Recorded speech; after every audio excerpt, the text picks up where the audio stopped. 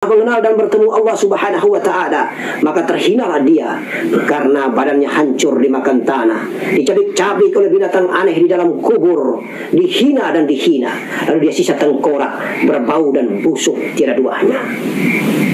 Maka sebagai hamba Allah yang dicintai dan dimuliakan Allah, wajib dan wajib hukumnya selama kita hidup di atas punggung bumi ini, kita harus mengingat siapa diri kita. Jasad kita ini harus kita bersihkan dan selalu kita sucikan agar dimuliakan oleh Allah Subhanahu wa Ta'ala. Kemudian kita bisa mengenal siapa yang berada di belakang jasad kita. Ada tubuh kasar.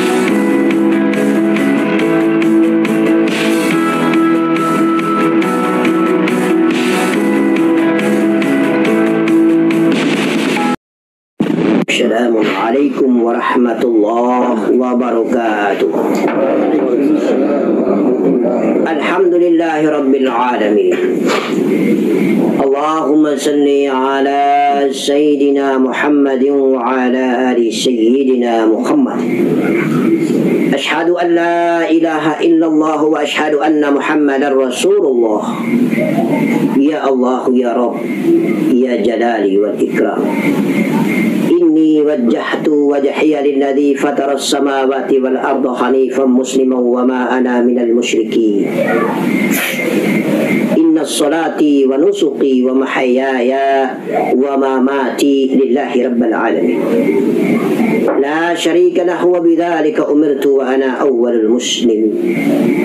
Ya Allah ya Ilah, ya Allah ya Allah, ya Rahman ya Rahim.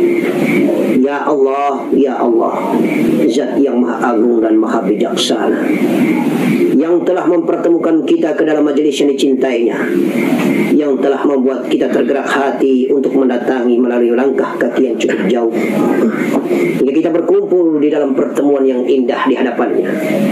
Allahumma salli ala sayyidina Muhammad wa ala ali sayyidina Muhammad sallallahu ala Muhammad sallallahu alaihi wasallam. La hawla wa la quwwata illa billahil aliyyil azim. Inna lillahi wa inna ilaihi raji'un. Inna lillahi wa inna ilaihi raji'un. Inna lillahi wa inna ilaihi raji'un. Kita berasal dari Allah akan kembali kepada Allah. Kita berasal dari Allah akan kembali kepada Allah. Kita berasal dari Allah akan kembali kepada Allah. Jasad dan raga yang hina dan papa ini akan terkapar mati, terbujur kaku, hina dan hina. Dia akan menjadi bangkai di atas muka bumi yang fana dan bersifat sementara ini. Tiada berarti dan dia telah angkuh dan sombong bertahun-tahun lamanya di atas muka bumi.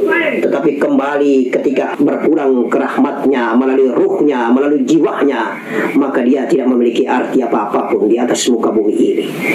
Bagi yang tidak pernah mengenal dan bertemu Allah Subhanahu wa Ta'ala, maka terhinalah dia karena badannya hancur dimakan tanah, dicabik-cabik oleh binatang aneh di dalam kubur, dihina dan dihina, lalu dia sisa tengkorak, berbau dan busuk tiada duanya.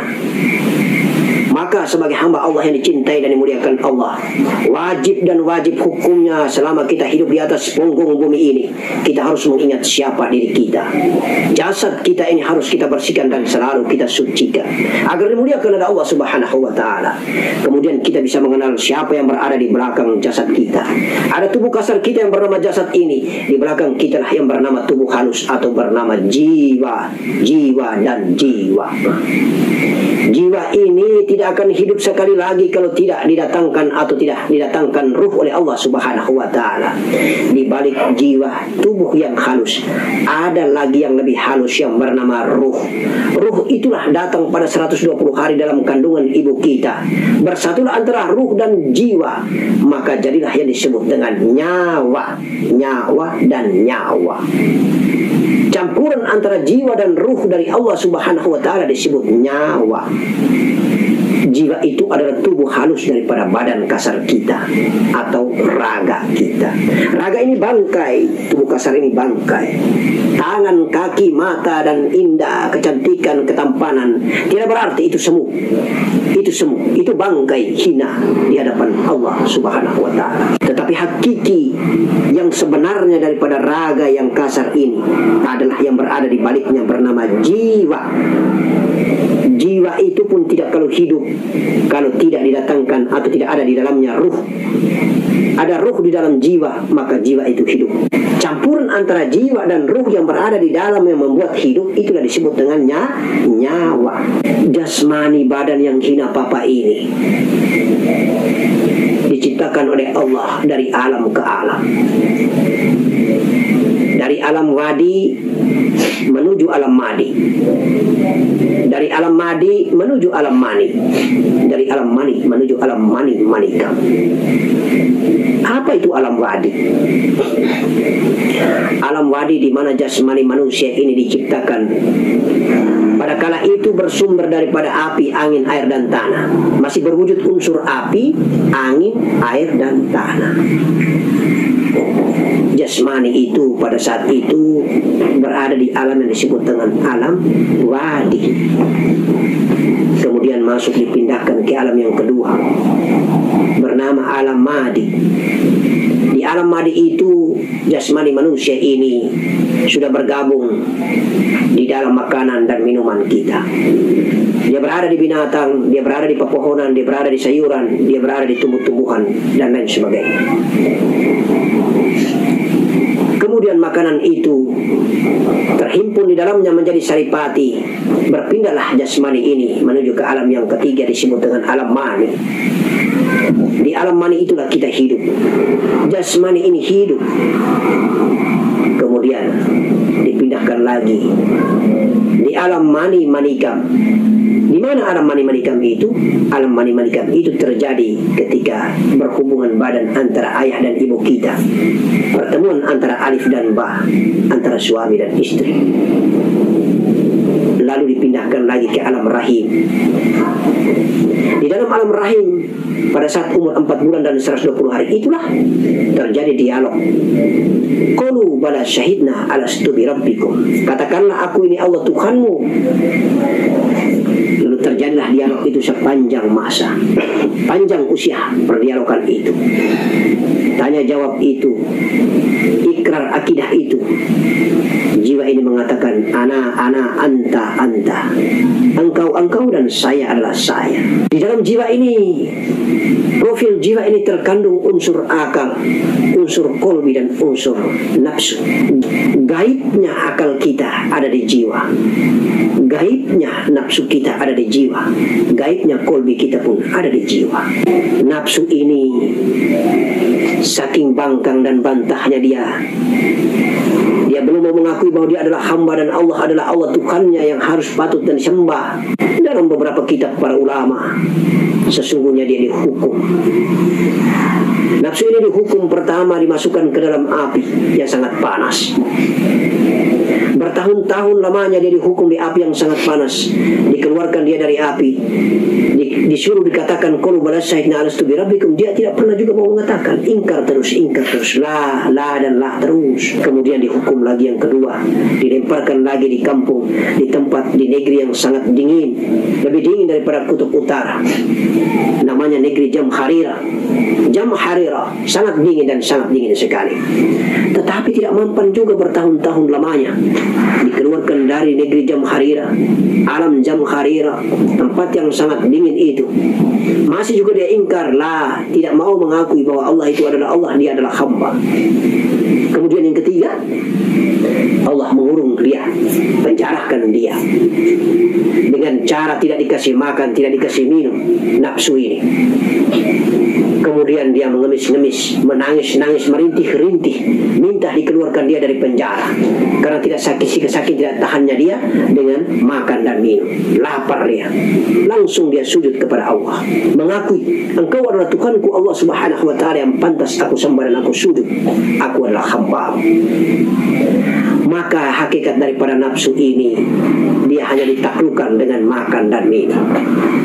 Dia hanya kalah karena lapar dan haus. Oleh karena itu indahnya di dalam negeri Islam ini, di dalam kampung Islam ini, di dalam ajaran agama Islam ini, di dalam ajaran agama yang mulia diajarkan oleh baginda Nabi Muhammad sallallahu alaihi wasallam satu-satunya jalan untuk mengalahkan dan menaklukkan hawa nafsu kita adalah dengan berpuasa. Maka tidak mustahil kalau kita puasa kita lemah. Benar toh? Benar. Insya Allah. Kalau kita puasa kita lemah, tidak mampu apa-apa. Tinggal ibadah yang kita jalan, kusuk kita lakukan karena lapar dan haus. Itulah. Jadi hakikat ciptaan daripada jasad dan jasmani alias jiwa raga ini, itulah perjalanannya dari alam wadi, madi, manika. Perjalanan ini membuat kita merenung bahwa badan kita ini yang di luar ini tidak ada artinya. Tidak usah kita terlalu mengkultuskan, tidak usah kita terlalu sombong dan membanggakan di atas muka bumi ini, atas ketampanan dan kecantikannya. Tidak usah terlalu kita sombong dengan kecantikan kita, tidak usah terlalu kita sombong dengan ketampanan kita, tidak usah kita sombong karena kita terlalu kuat dan sakti mandraguna, tidak usah kita sombong karena badan kita kekar dan besar, tidak usah kita sombong karena di dalamnya kalau tidak ada jiwa, tidak ada ruh, tidak ada nur, tidak ada Allah, insya Allah dia mati dan terhina.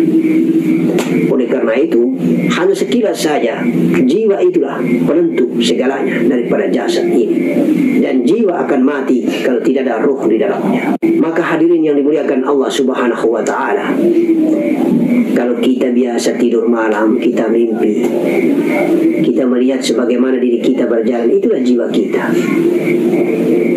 Kadang-kadang kita melihat jiwa kita makan, kadang-kadang kita melihat jiwa kita sekolah, kadang-kadang kita melihat jiwa kita ada melakukan aktivitas apapun. Karena memang di dalam profil jiwa yang gaib itu ada akal, ada nafsu, dan ada qalbinya.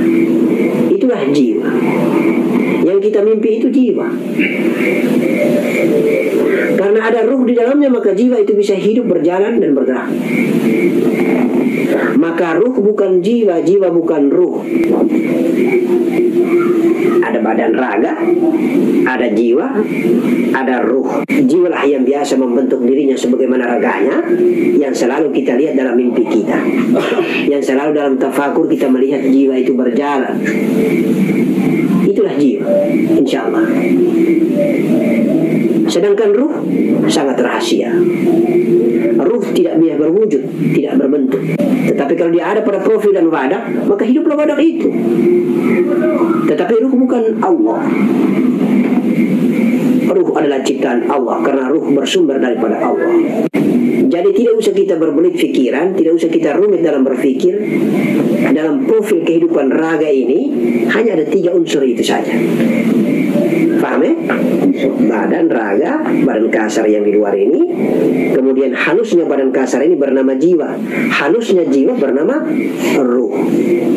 Maka sering para ahli tasawuf mengatakan kalau mati badan kasarnya, hidup jiwanya, mati jiwanya, hidup ruhnya. Paham? Iya, itulah di dalam bahasa-bahasa tasawuf tradisional, bahasa-bahasa tasawuf daripada keluarga kita di kampung. Mereka mengatakan selalu ada 3 elemen besar: Allah, Ahmad, Adam. Allah itu adalah ruh, sedangkan Ahmad itu adalah jiwa, Adam itu adalah tubuh kasar. Muhammad adalah Adam Abu Bashar, Muhammad Abu Arwah Abu Ruh.